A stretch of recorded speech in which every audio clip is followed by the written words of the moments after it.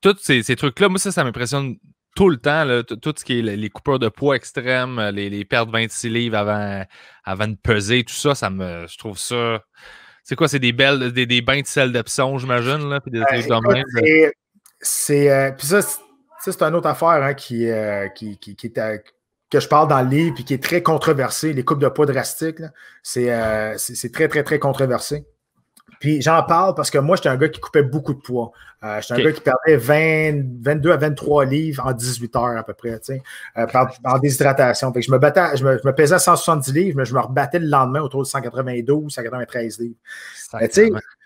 Ça, c'est de la science. Il y a une préparation. Je ne peux pas faire ça demain matin, tu comprends? Fait que, il y a une préparation des semaines avant, la semaine de la pesée, il y a une préparation qu'il faut que tu fasses avec ton corps. Puis là, il faut que tu travailles avec les professionnels, il faut que tu travailles avec du monde qui savent ce qu'ils font. C'est extrêmement dangereux, c'est horrible pour les organes vitaux, pour le cerveau.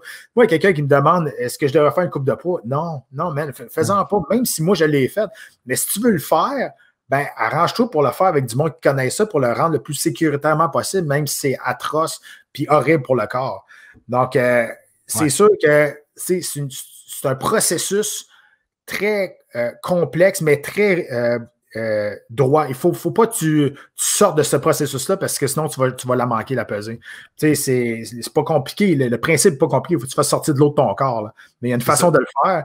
C'est juste la déshydratation, en fait. Exact. C'est uniquement ça. OK. Il y a une façon de se réhydrater aussi après. Il faut que tu ne peux pas aller caler un 2 litres d'eau frette. Tu peux te noyer toi-même, tu vas faire éclater tes cellules. Il y a beaucoup de connaissances là-dedans qu'il faut que tu ailles avant de t'approcher de faire une coupe de poids d'une quinzaine de livres. C'est ultra dangereux. Là. Okay. C'est fou. Puis ça, mis à part les blessures physiques, là, je me doute qu'après ça, tu as tout le temps mal quelque part. Puis je veux pas, ça laisse des traces, là, avoir une carrière comme ça. Mais par rapport à ces enjeux-là de coupure de poids, est-ce que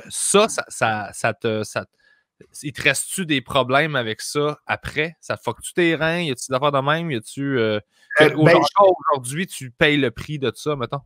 Non, je te dirais pas en ce moment. Je te dis, peut-être rendu à 60 ans, on va voir des affaires. Mais tu sais, pour ça, je te dis, si tu me demandes est-ce que je devrais faire une coupe de poids, la réponse est non. Mais moi, c'est moi qui ai décidé de faire ce sacrifice-là. Personne qui m'a mis une balle un gun sur la tête et dit OK, tu vas couper à 170 livres. Non, c'est moi. C'est moi qui ai décidé de faire ça. Fait que je vais vivre avec les conséquences. Puis j'étais conscient, j'étais à la fin de ma carrière. Fait que je savais ce que je faisais. Je n'étais pas un jeune innocent. Là. Fait que c'est correct. J'accepte ça. Mais c'est sûr que j'ai hypothéqué mon corps qui est beaucoup plus vieux que ma vraie âge. Mais le plus important là-dedans, c'est que je sais que ma tête est correcte. J'ai été passer des tests avec un neurologue pendant 6 mois de temps. On a fait des tests, on a regardé ce qui se passait. J'avais des symptômes de commotion, j'avais des symptômes. Parce que moi, je ne me suis jamais fait passer de knock-out en carrière. En 15 ans de carrière, je ne me suis jamais fait knocker de ma vie. Puis, je ne me suis jamais fait vraiment ébranler non plus. Puis, j'en ai reçu beaucoup des coups parce que mon style, moi, c'était de rester debout. Fait que, j'ai changé des coups pour coup avec plusieurs combattants dans ma carrière. Puis, c'est pour ça que je te dis, j'avais une capacité de prendre un bon coup. Fait que, ça m'a sauvé à une coupe de reprises dans des échanges. Mais j'ai pas juste eu 34 combats avec des coups de poing sur la tête. J'ai eu 15 ans d'entraînement de coups de poing sur la tête. Fait que c'est énorme, ça. Fait qu'à un moment donné, un an après ma retraite, j'ai décidé d'aller consulter et d'aller voir vraiment ce qui arrivait. Je trouvais que ma mémoire à court terme faisait défaut un peu. Des fois, je voulais faire de quoi? Genre, je finissais mon texte.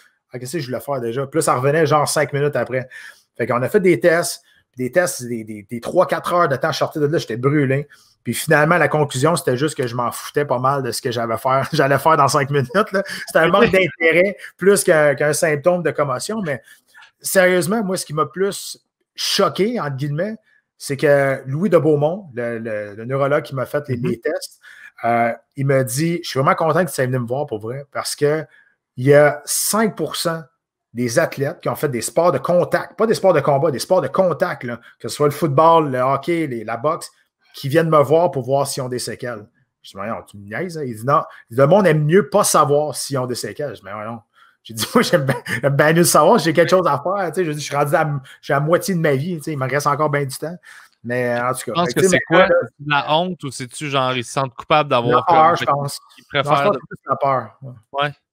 T'as pas de goût d'avoir de mauvaises nouvelles, puis tu fais fuck it, je vais juste. Exact. T'as mieux vivre dans l'ignorance puis que mettre ça de côté, mais à un moment donné, ça peut venir te chercher. Ouais. Ouais.